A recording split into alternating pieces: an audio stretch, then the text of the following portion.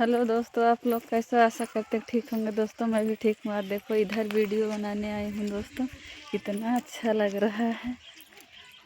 इधर पहाड़ है दोस्तों।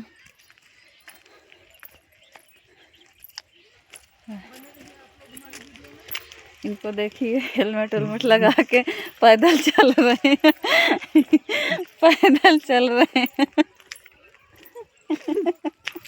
क्योंकि पहाड़ों का मामला है ना, कहीं पैर फिसल गया तो। दोस्तों इधर देखिए कितना पहाड़ है। आज मैं पहली बार इधर आई हूँ दोस्तों वीडियो बनाने के लिए। एक लोग नहीं आए हुए, उनकी तबीयत खराब है। दोस्तों देखिए आप लोग ऐसे बने रहना वीडियो में। छोड़ रहे हो छोड़िए गरिया हिम लेता हो जा तो ठीक रहे।